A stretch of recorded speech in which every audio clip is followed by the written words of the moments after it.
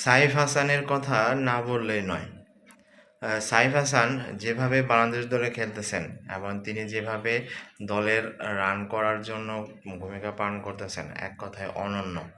আপনি Asia cup থেকে খেয়াল করলে দেখবেন, এশিয়া কাপে তিনি যে ৩-৪টা ম্যাচ খেলেছে, সেই ৩-৪টা ম্যাচের মধ্যে তিনি সবচেয়ে বেশি ছয় মেরেছিল, সবচেয়ে বেশি বাংলাদেশিদের পক্ষে রান করেছিল এবং তার স্ট্রাইক রেট ছিল অনেক বেশি।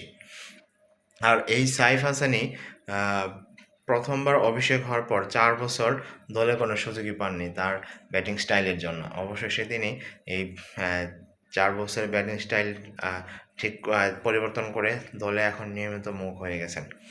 বিশেষ করে এশিয়া কাপের পর আফগানিস্তানের সাথে টি-20 সিরিজে তিনি যেভাবে খেলেছেন, এক কথায় অনন্য। তিনিও সেখানে সবচেয়ে বেশি রান করেছে, সেখানে সবচেয়ে বেশি ছয় মেরেছে এবং সেখানে সবচেয়ে বেশি তার স্ট্রাইক রেট ছিল।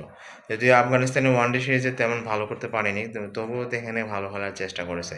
টানা 4টি ম্যাচে তিনি ভালো খেলতেছেন। আর এশিয়া কাপ, আফগানিস্তানের সাথে টি-20 সিরিজ, আফগানিস্তানের সাথে ওয়ানডে সিরিজ এবং এই চলমান ওয়েস্ট ইন্ডিজের সাথে 3 ম্যাচ সিরিজে, ওয়ানডে সিরিজে তিনি দুর্দান্ত খেলেছেন।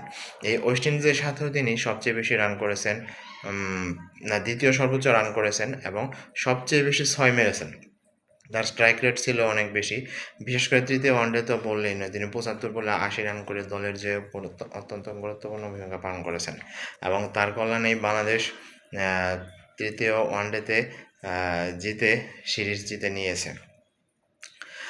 আমি আশা করি এই সাইফ হাসান যত সময় যাবে ততই আরও পরিণত হবে এবং তিনি তাকে আরও সুন্দরভাবে গুছিয়ে, তাকে আরও পোক্তভাবে গঠন করে তিনি দলের জয়ের জন্য অত্যন্ত গুরুত্বপূর্ণ ভূমিকা পালন করবেন এবং দলকে জয় এনে দেওয়ার চেষ্টা করবেন।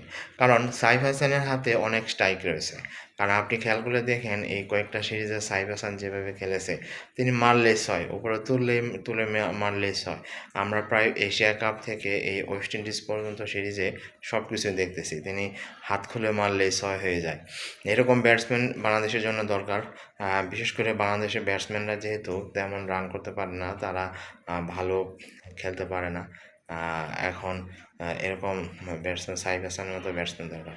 আর সাইফ হাসান যেহেতু চলে এসেছে ওয়ানডে, আগামী 27 তারিখ থেকে ওয়ানডে টি-20 খেলা হবে ওয়েস্ট ইন্ডিজের সাথে। এই টি-20 খেলায় আশা করি সাইফ হাসান আরও ভালো করবে এবং ওয়েস্ট ইন্ডিজকে হারাতে অত্যন্ত গুরুত্বপূর্ণ ভূমিকা পালন করবে। যাই হোক, সাইফ হাসানের জন্য অনেক অনেক শুভকামনা রইল। সাইফ হাসান যেন আরও পরিণত হয়ে বাংলাদেশের দলের একজন অ্যাসেট বা সম্পদে পরিণত হয় এবং বাংলাদেশের যে কোনো জয়ে, যে কোনো ম্যাচে তিনি অনেক বেশি রান করতে পারেন, অনেক স্ট্রাইক দিয়ে অনেক 4-6 মারতে পারেন, সেটাই আমরা প্রত্যাশা করতেছি এবং তার জন্য অনেক অনেক শুভকামনা রইল।